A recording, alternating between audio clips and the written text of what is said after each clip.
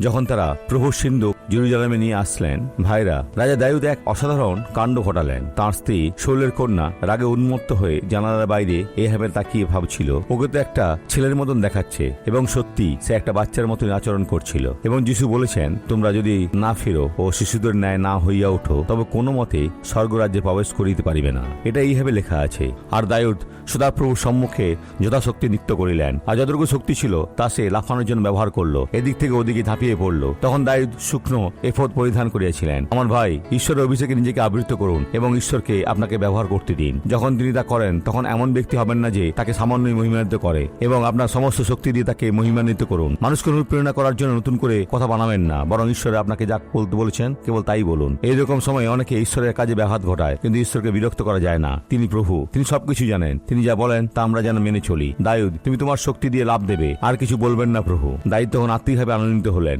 এটা ছিল তার জন্য সংগ্রাম, এতে তিনি জয়ী হয়েছিলেন। আপনার যুদ্ধ জয় করুন। পিতা, আমরা এখন তাদের সকলের জন্য প্রার্থনা করি যারা সংগ্রামে হেরে যাচ্ছে, কারণ হে ঈশ্বর, তারা যেভাবে করা উচিত সেভাবে প্রভুকে খুঁজে না। অনেকেই শেখান যে আমাদের অবশ্যই সংযত হতে হবে। বিষয়টা ঠিক তেমন নয়, এবং আমাদের দেখতে হবে অন্যরা কি বলতে যাচ্ছে।